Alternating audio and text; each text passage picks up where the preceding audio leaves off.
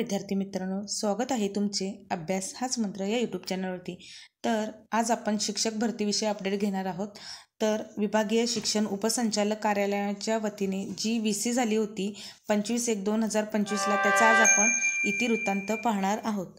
तर बघा, VC मध्ये कोणकोणत्या गोष्टींचा उल्लेख केलेला आहे त्याबद्दल आज आपण माहिती करून घेणार आहोत। तर बघा, शिक्षणाधिकारी प्राथमिक माध्यमिक योजना जिल्हा परिषद सर्व। तर बघा, उपरोक्त विषयाच्या अनुषंगाने माननीय मुख्यमंत्री महोदय यांचे 7 कलमी कृती कार्यक्रम व माननीय मंत्री शालेय शिक्षण यांचा 10 कलमी कृती कार्यक्रम तसेच माननीय प्रधान सचिव यांची बैठक दिनांक 21/1/2025 नुसार विविध विषयाच्या अनुषंगाने माननीय विभागीय शिक्षण उपसंचालक छत्रपती संभाजीनगर यांनी दिनांक 25/1/2025 रोजी सायंकाळी घेण्यात आलेल्या ऑनलाईन VC मधील निर्देशाप्रमाणे सोबतच्या इतिवृत्तातील मुद्द्यांचा अनुपालन अहवाल तात्काळ सादर करावा।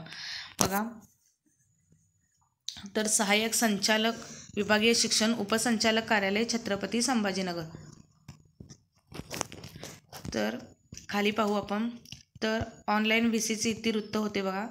तर मुद्दे बघा, तर विद्यार्थ्यांच्या अपार ID बाबत होते।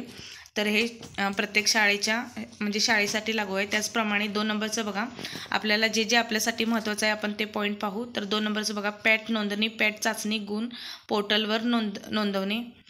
त्याचप्रमाणे खाली बघा, 100 दिवसांचा कृती कार्यक्रम आहे।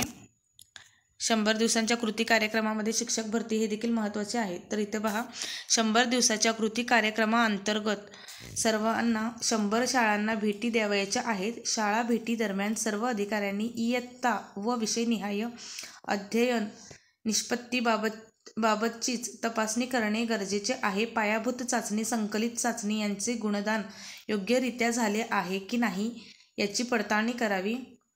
विद्यार्थ्यांशी संवाद करून त्यांनी अनुषंगिक अध्ययन निष्पत्ती प्राप्त केले की कसे याबाबत पडताळणी करावी। त्याचप्रमाणे जिओ टॅगिंग, त्याचप्रमाणे झिरो इनरोलमेंट। खाली बघू, 6 नंबरचा मुद्दा आहे अनधिकृत शाळा। बघा, इथं शाळेच्या बाबतीत काय सांगितलेलं आहे बघा, अनधिकृत शाळा आपल्या कार्यक्षेत्रातील एकही शाळा ही अनधिकृतरित्या सुरू राहणार नाही याची दक्षता घ्यावी।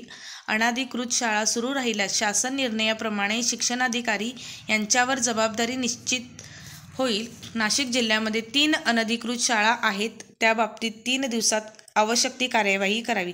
म्हणजेच ज्या काही अनधिकृत शाळा आहेत तर त्यांच्यावरती काय केलं पाहिजे की शिक्षणाधिकारी यांच्यावर ही जबाबदारी सोपवण्यात आली आहे आणि त्याचप्रमाणे त्यांच्यावरती कार्यवाही देखील केली पाहिजे असे सांगण्यात आलेले आहेत। तर बघा, खाली 7 नंबरचा एक शिक्षकी शाळा। तर एक शिक्षकी शाळा बघू आपण, तर गट शिक्षणाधिकारी यांच्याकडून तालुकानिहाय 0 ते 5 आणि 0 ते 5 त्याचप्रमाणे किंवा 0 ते 10 पटसंख्या असलेल्या शाळांची माहिती घ्यावी।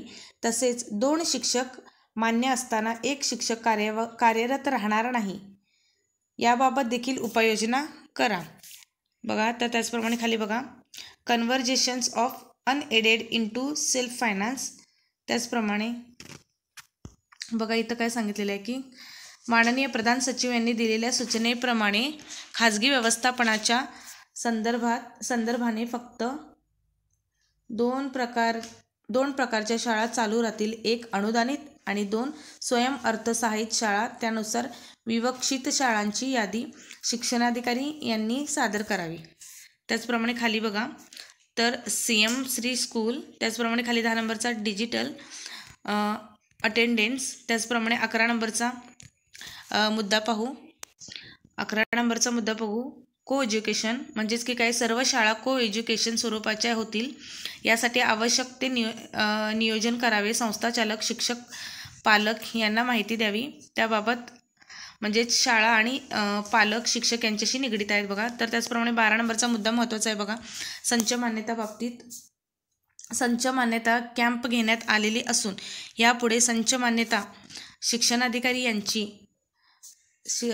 यांची डिजिटल स्वाक्षरी असणे गरजेचे आहे। याबाबत प्रोग्रामर यांना सूचना द्याव्यात।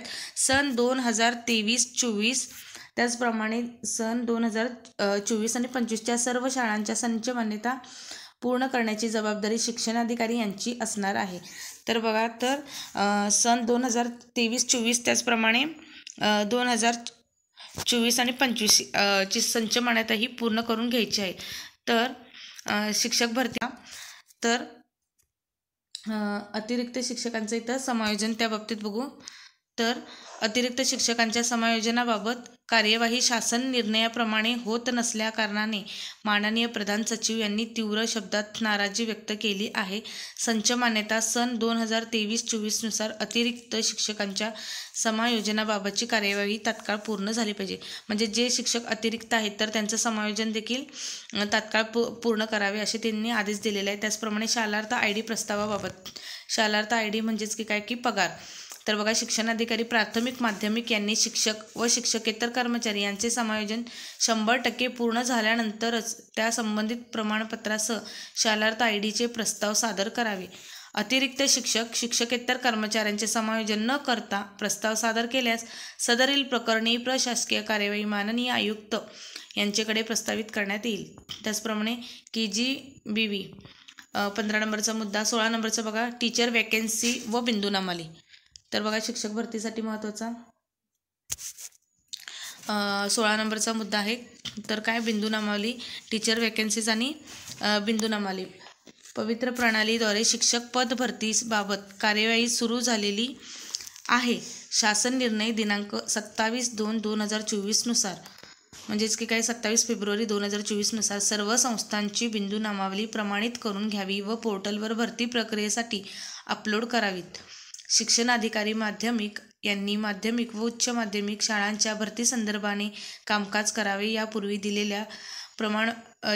यापूर्वी दिलेल्या पत्रांमध्ये संस्थानिहाय बिंदूनामावली तपासणीबाबतची माहिती तात्काळ देण्यात यावी. तर पवित्र प्रणालीद्वारे शिक्षक पद भरतीची देखील कार्यवाही सुरू झालेली आहे. त्यानुसार देखील प्रत्येक संस्थाने आपली जाहिरात पोर्टलवरती द्यावी, त्यासाठी त्यांना सूचना दिलेल्या आहेत. बघा, 17 नंबरचा implementations of SCF and adaptations of NCERT books. त्याचप्रमाणे पेंडिंग कोर्ट मॅटर, आपल्यासाठी परीक्षा पे चर्चा, घर घर संविधान, कनिष्ठ महाविद्यालय तपासणी अहवाल. त्याचप्रमाणे बघा, अशा प्रकारची ही VC मध्ये जे शिक्षक भरतीसाठी महत्त्वाचे पॉईंट्स आहेत ते आपण पाहिलेले आहेत. तर अशाच प्रकारच्या शिक्षक भरतीच्या नवनवीन अपडेटसाठी चॅनलवर लाईक, शेअर्स आणि सबस्क्राईब करायला विसरू नका. धन्यवाद.